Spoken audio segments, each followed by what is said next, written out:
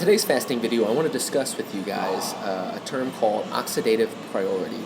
And why this is important to understand is it could actually be the key as to why you may not be losing fat if you're doing a fast. So first off, I'm going to show you this chart right here, courtesy of Dan Wiest, who is a sports performance or sports nutritionist, and what he did right here is so you can kind of see you have metabolism, you have high priority, and so at the top of that is alcohol. Now, why is alcohol at the top of the oxidative priority? Why does your body have to utilize alcohol and turn it into energy first? The reason why is because your body has no capacity to store alcohol.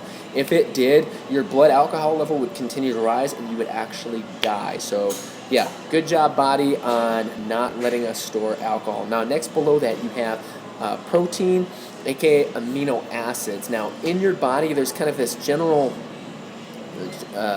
easiest way to describe it is this pool of amino acids. And what I mean by a pool of amino acids, so when you eat protein or you take a protein shake, the amino acid, the complete amino acids then get shunted into this pool that is constantly being pulled from to repair muscle tissue that you may have broken down through either day-to-day activities or a resistance training program that you may be on. Now, after that pool is sufficiently filled, okay, then the next priority is carbohydrates. Okay, so carbohydrates, when ingested, either get stored as blood sugar or as glycogen, and then after that we have fat.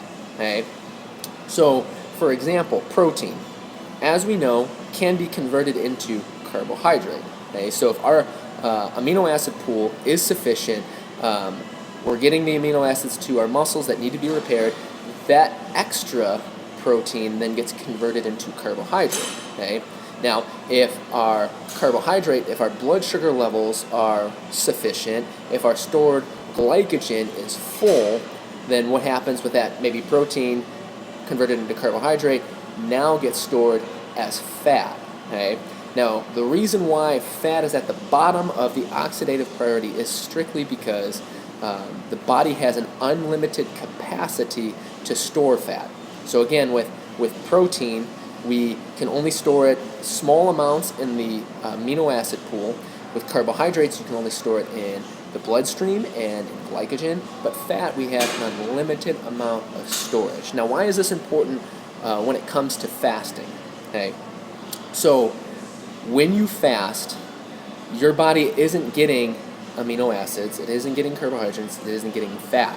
Where does it pull its energy from? Okay, well, it would obviously start with the amino acid pool. Okay, from there, it would then go into the carbohydrates from your bloodstream, then from stored glycogen. Now, once that is depleted, what's left? The stored fat that's on your body. Right? Now, generally speaking, as I've mentioned in other videos, that it can take upwards to maybe as few as 6 hours to as many as 16 hours, kind of generally speaking, in order to deplete through your carbohydrate reserves in the bloodstream and in stored glycogen. Now, in the 8-hour window or however many hours window that you're eating, something that is important to be mindful of is how many carbohydrates are you ingesting. Because the more carbohydrates in your diet, the higher amount of carbs, stored carbs, you're going to have in your bloodstream, which essentially means your body is going to have more there to pull from when you're in a fasted state. The goal of being in a fasted state for weight loss is to utilize all your carbohydrates for energy and be able to tap into that fat. So if you are on or having a very high carbohydrate diet and trying to do intermittent fasting, it may not be as beneficial for you, and I would strongly encourage you to think about dialing back the carbs. Now, I just also want to make a disclaimer. It is incredibly important, always, no matter what diet you're doing, to eat your vegetables. Okay? So don't hear me say, cut down your carbs as don't eat your vegetables. Absolutely eat your vegetables.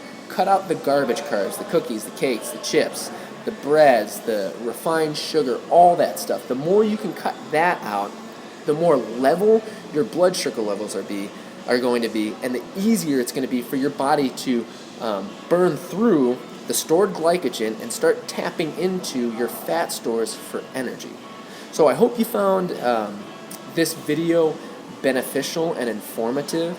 If you have additional questions, this is kind of like a newer topic that's out there, and I'm going to post a link to the research article that I read that informed me on this. And if you want to discuss this further, or you think Oxidative Priority is bogus, I'd love to hear a comment from you. If you found it helpful, give me a like.